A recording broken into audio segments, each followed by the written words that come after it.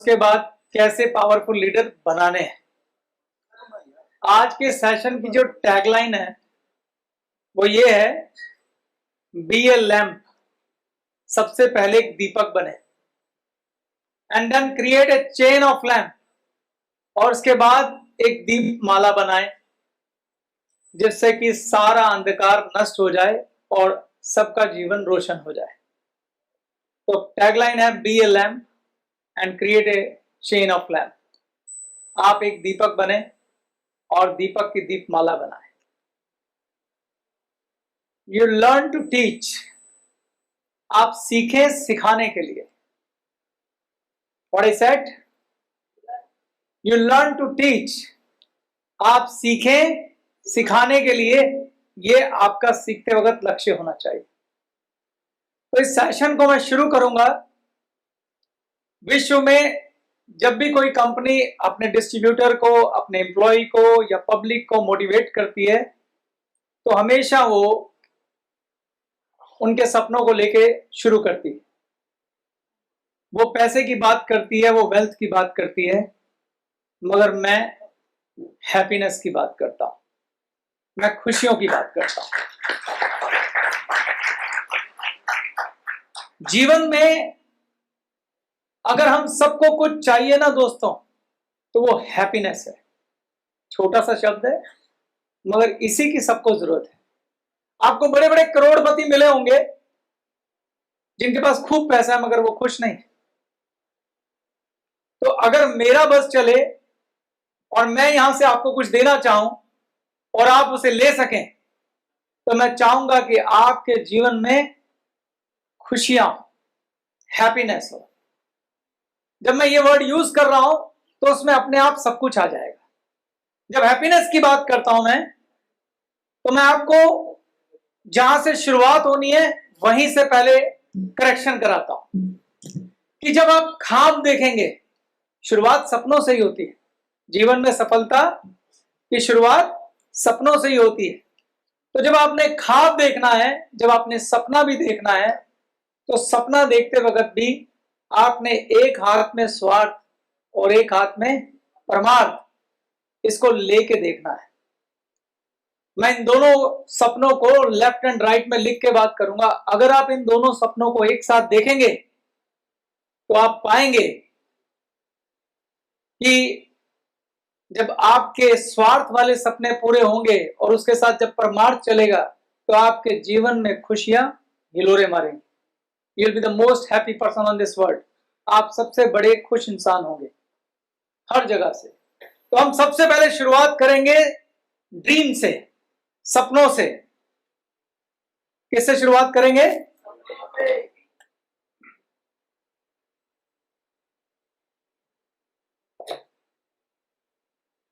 English में बोलूं तो ड्रीम्स, हिंदी में बोलूं तो सपने। Dreams are the most powerful energy. सपने सबसे बड़ी ताकत होती है इस दुनिया में। अगर कोई सबसे ताकतवर चीज है तो उस चीज का नाम है आपकी सोच। अगर आपने कुछ सोचा नहीं तो वो मिलेगा भी नहीं। जो बिना सोचे मिल जाता है उसे एक्सीडेंट कहते हैं, या कुछ लोग भाग्य कहते हैं, या दुर्भाग्य कहते हैं। वरना आपके जीवन में होने वाली ज्यादातर घटनाएं आपकी किसी सोच का नतीजा है। आगरा का ताजमहल सबसे पहले कहां बना? किसी आदमी की सोच में। पहले उसने सोचा कि मुझे ताजमहल बनाना है, तो फिर वो बना। आप शादी करने लगते हैं, पहले आप सोचते हैं मुझे शादी करनी है, तो होती है। किसी भी घटना से पहले सोच का जन्म होता है। सोच कह लीजिए, ड्रीम कह लीजिए। Dreams are the most powerful energy. आप कैसे सपने देखेंगे, आप किस प्रकार की सोच रखेंगे, ये आपके परसीव्ड सच यानी धारण किए हुए सच से तय होता है। कौवे के घोंसले में गिरा हुआ बाज का बच्चा कभी बाज की उड़ान के बारे में सोच ही नहीं पाता है। अब वो सोचता नहीं है तो वो होता भी नहीं। सर्कस में पला हुआ शेर जंगल का शिकार के बारे में सोच नहीं पाता। जब तक आप बड़ा सोचेंगे नहीं, बड़ा होगा नहीं। सोच एक बीज है। जब आप सोचते हैं, जब आप ख्वाब देखते हैं, तो आपके सबकॉन्शियस माइंड के अंदर वो एक बीज का काम करता है, और उसके बाद ये सारा यूनिवर्स आपके सपनों को पूरा करने के लिए साधन जुटाने में लग जाता है। अगर आपके ड्रीम्स बड़े होंगे तो ये यूनिवर्स आपके जीवन में ब्लेज ले आएगा। तो लाइफ में ऐसा कभी होता नहीं है कि आपने ड्रीम्स ना देखे हो और वो पूरे हो जाए। इसलिए सेशन की शुरुआत ड्रीम से ही होगी। तो मैं आपसे पूछता हूं कि आप लोगों के, जब आप ब्लेज में आए थे, क्या सपने थे, क्या ड्रीम्स थे, या किसी एक आम आदमी के, एक मिडिल क्लास फैमिली के क्या सपने होते हैं? एक तरफ मैं लिख रहा हूं स्वार्थ और एक तरफ मैं लिख रहा हूं परमार्थ। पहले मैं इन्हीं सपनों की बात कर लेता हूं। बताइए, आपका पार्टिसिपेशन चाहिए। क्या ड्रीम्स होते हैं एक आम आदमी के? हाँ, सबसे पहला सपना है जी, चलो लोगों ने बोला घर बनाना है और गाड़ी लेनी है। गाड़ी में भी कौन सी? पहले बाइक, बाइक आ जाए तो कार, कार आ जाए तो क्या, फिर से बड़ी कार। उसके बाद क्या सपने होते हैं? बच्चों की पढ़ाई। बिल्कुल ठीक बोला। हर अच्छे माँ बाप चाहते हैं मेरे बच्चे बड़े स्कूल्स में पढ़े, बच्चों की अच्छी परवरिश। जब मैं परवरिश की बात करता हूं तो इसमें सब कुछ आ गया, अच्छा स्कूल, अच्छा खाना, और हाँ, जोर से। जो लोग नहीं बता रहे उनके ड्रीम्स नहीं थे क्या? हाँ, बच्चों की शादी करना, वैसे ये भी अच्छा ड्रीम है। और विदेश यात्रा। पहले यात्रा तो हो जाए, कई लोग बेचारे यात्राएं नहीं करते। यात्राएं, हवाई जहाज में बैठना लोगों का ख्वाब होता है। मैं हैरान हुआ, मैं उत्तराखंड गया था, वहां पे एक व्यक्ति मुझे बोला, मैंने उससे पूछा तुम्हारा सपना क्या है? कहता मैं ट्रेन में बैठना चाहता हूं। सच बात है, उसने कभी ट्रेन नहीं देखी थी। ये चक्राता की बात है। ऊंचे ऊपर पहाड़ों में मैं गया, वहां एक व्यक्ति से मेरी बात हुई, मैंने कहा, ऐसे ही पूछा, मुझे तब आदत होती थी हर एक से पूछता था मैं तुम्हारा ड्रीम क्या है? कहता मैं ट्रेन में बैठना चाहता हूं। बहुत सारे लोग ट्रेन में नहीं बैठे। हवाई यात्रा, यात्राएं, विदेश यात्रा, सुख साधन, नौकर चाकर। जो बहुत अच्छे लोग हैं वो माँ बाप को तीर्थ कराना चाहते हैं। यहां पे मैं ऐसे एक व्यक्ति को जानता हूं जिससे मैं खुद बड़ी प्रेरणा पाया हूं। कुश बैठा है जो अपने मम्मी को तीर्थ कराता रहता है, आप सबको पता ही होगा। कई लोगों का ये भी ख्वाब होता है।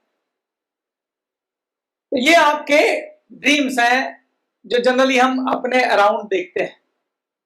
परमार्थ का मतलब क्या होता है?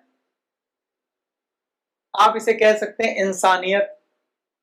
जब आप निष्कामी होके दूसरों के लिए कोई ख्वाब देखते हैं, देश के लिए कोई ख्वाब देखते हैं।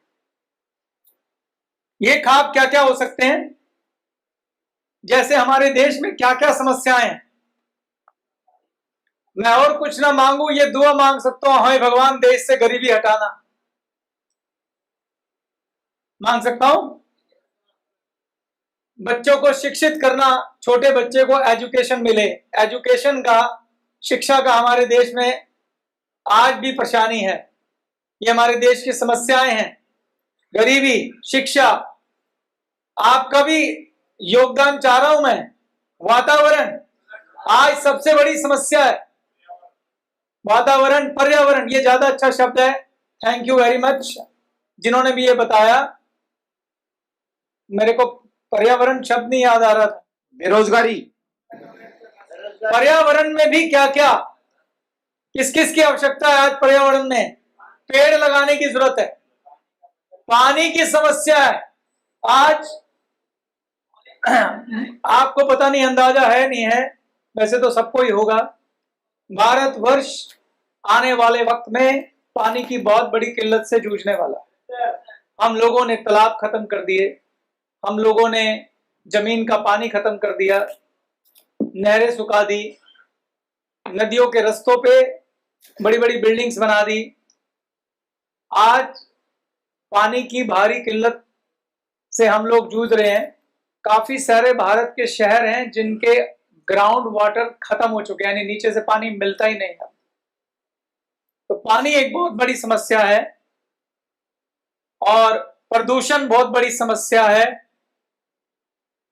मुझे पता नहीं आप प्रदूषण के बारे में कितना जानते हैं, मैं थोड़ा सा प्रदूषण के बारे में आपको बताना चाहता हूं, ये मौका है तो बताना चाहिए। आपके जो फेफड़े हैं ये फिल्टर जैसा काम करते हैं। आप YouTube पे कभी कुछ वीडियो देखिएगा कि सिगरेट का फेफड़ों पे यानी हमारे लंग्स पे क्या असर होता है। तो वो कुछ एक्सपेरिमेंट दिखाते हैं, रुई लगा के और सिगरेट जला के और हवा निकाल के दिखाते हैं, रुई पूरी काली हो जाती है। देखा आपने?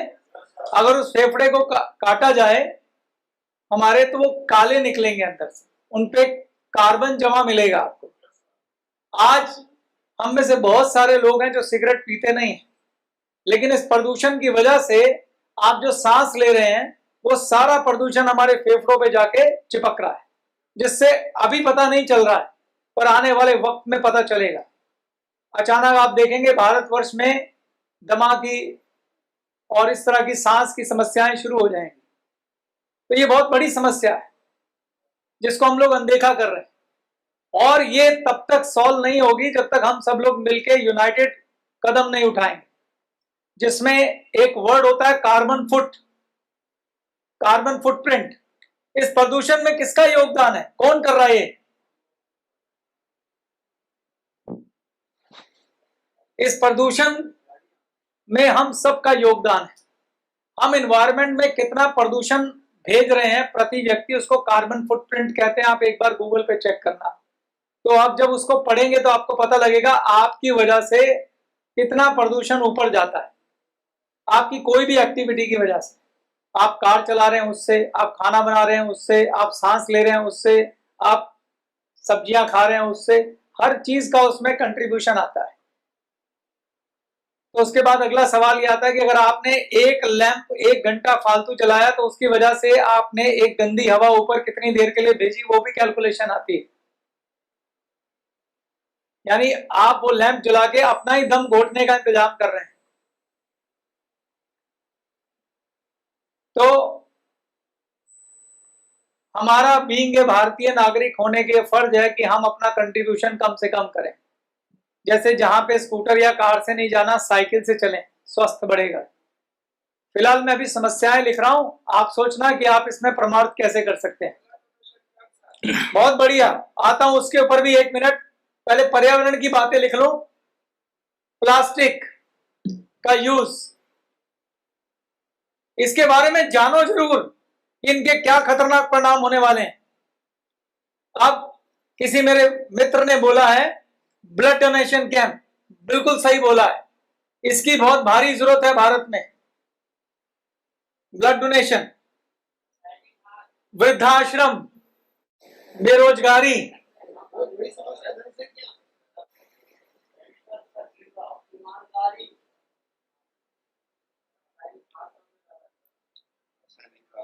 भ्रष्टता, रासायनिक खाद, फर्टिलाइजर, बिल्कुल, करप्शन को मैंने भ्रष्टता लिख दिया है। साफ सफाई, मिलावटी खाना, मिलावटी सब कुछ है। हवा खराब, खाना खराब, पानी खराब, पानी में सारा पेस्टिसाइड घुल गया, जहर वाला पानी है, और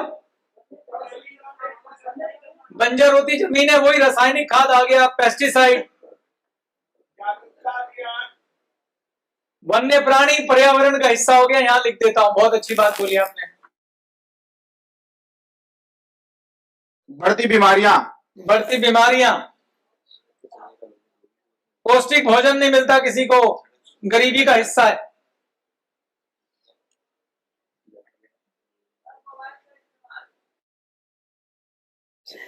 वैसे आपने बात बड़ी अच्छी बोली है, जिसने भी ये बोली है।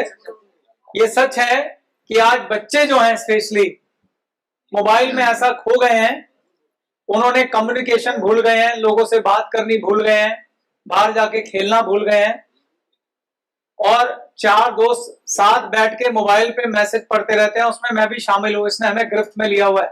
मोबाइल भी एक खराब चीज है, तो मैं इसको भी लिखूंगा।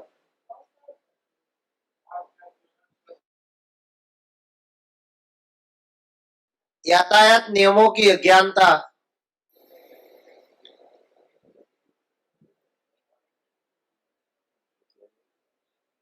शिष्टाचार,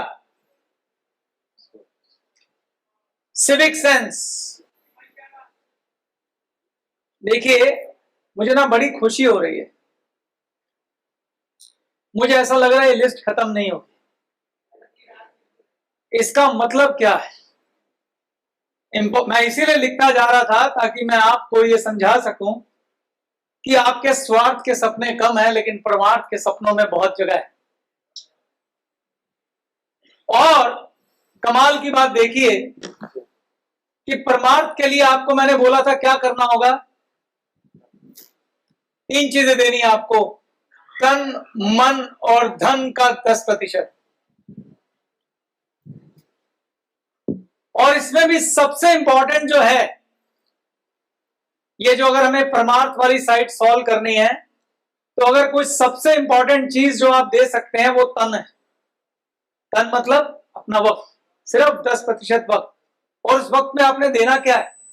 एक भाई बहुत देर से बोल रहा था और उसने एक बात बोली थी, जागरूकता अभियान। कौन है वो व्यक्ति? प्लीज खड़े हो जाइए। वेरी गुड, आप आगे आइए, आपको सम्मानित करना चाहता हूं। इनको मैं ये सम्मान इसलिए दे रहा हूं कि मैं प्रॉब्लम लिख रहा था, एक व्यक्ति सॉल्यूशन चला रहा था, और वो ये थे, मैं सुन रहा था। Very good. तो जब ख्वाब देखना है ना, तो खाली स्वार्थ का ख्वाब मत देखिए, साथ में परमार्थ का भी देखिए। ये जितनी भी समस्याएं हैं, इसके लिए हम सभी जिम्मेदार हैं। और इसमें से 90% समस्याओं का समाधान उनके जागृति में छिपा है। ये मेरी एक फेमस कोटेशन भी है, मैं अक्सर बोलता रहता हूं, 90% प्रॉब्लम का सलूशन उनकी अवेयरनेस में छुपा है। जब इन बातों के कारण लोगों तक पहुंचेंगे, इनके दुष्प्रभाव लोगों तक पहुंचेंगे, जब जिम्मेदारी का एहसास लोगों तक पहुंचेगा, तो यही लोग जिन्होंने समस्या पैदा की है, वही लोग इसको ध्वस्त भी करेंगे। तो जागरूकता अभियान का मतलब होता है, पहले इन समस्याओं को पहचाने और फिर उसके ऊपर अवेयरनेस लाएं, जागरूकता लाएं।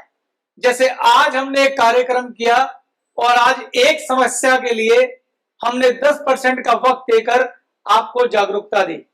जो आज आपने सुबह समझा या सीखा, क्या इन बातों का आपको आइडिया था? मुझे पता चला कि लगभग 125 लोग आप में से आगे आए जो समस्या का समाधान करने के लिए अपने हाथ बढ़ाया, जिन्होंने सिर्फ एक प्रोग्राम में। और हमें तो ये पता है कि अगर तीन लोगों को समझाएंगे तो कितनी जल्दी भारत में समाधान हो जाएगा। आपके पास जो प्रभु ने पावर दी है, जो कला दी है, वो नेटवर्किंग की कला दी है। जितनी जल्दी आप देश को बदल सकते हैं, जितना बड़ा योगदान ग्लेस देश को बदलने में दे सकती है, इतना कोई नहीं दे सकता।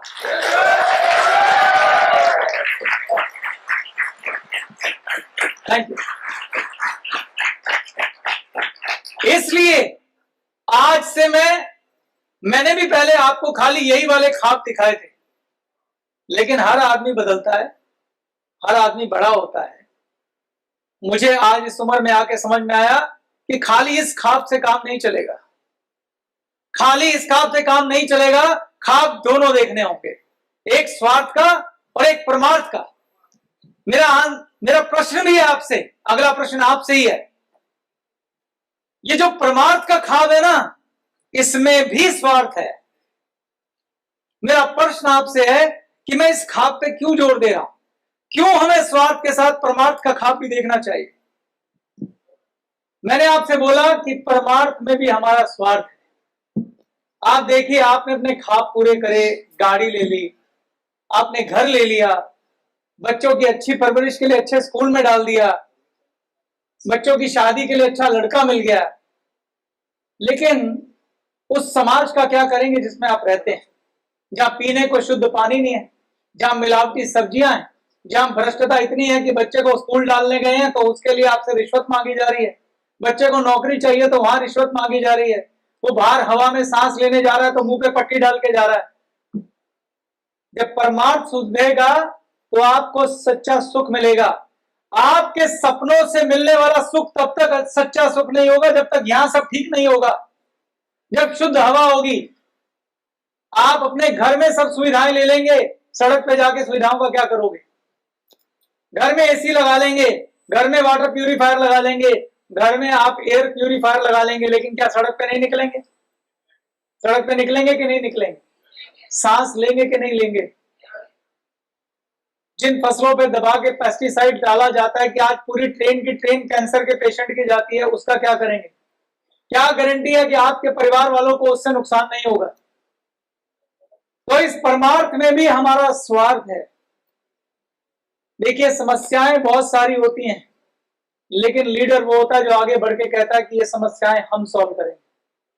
तो मैं ग्लेस के लीडर से ये उम्मीद करता हूं,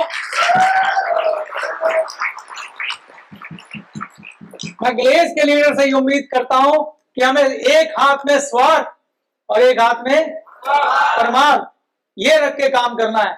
और मुझे पूरी उम्मीद है उस विधाता से, उस भगवान से, कि वो हमारे इस प्रण को, इस संकल्प को सम्मानित करेगा और एक एक व्यक्ति को उसके सपनों को पूरा करने में मदद करेगा। तो सबसे पहला स्टेटमेंट है,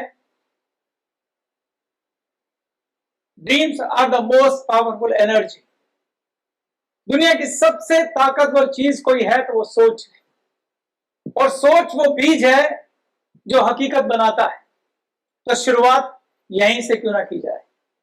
क्यों ना ऐसा भारत सोचा जाए कि जहां ये सब रोग मुक्त हों, अपनी सोच में इसका बीज क्यों ना डाला जाए कि इन सब बीमारियों से हमारा भारत मुक्त हो, और उस भारत में मैं ये सपने देखूं, उस भारत में मेरे ये ख्वाब पूरे हों। आज से हम ये ख्वाब देखें। अब सवाल आता है कि इस तरह के ख्वाब पूरे करने के लिए जो दीपक जलेगा, जो लीडर चाहिए, जो रोशनी फैलाएंगे, दीपक से एक और दीपक चलेगा, उसके आगे एक और दीपक चलेगा, और फिर एक दीपमाला बनेगी जो इस अंधकार को मिटाएगी और ऐसे सपने लोगों की पूरे, अपने भी पूरे करेगी और लोगों के भी पूरे कराएगी। वो लीडर कैसा होता है, अब उसकी मैं बात करूंगा। उस लीडर के अंदर क्या गुण होते हैं जो इस सपने को पूरा करेगा, उसकी बात अब मैं शुरू करने लगा। Is it clear to everybody? Thank you very much.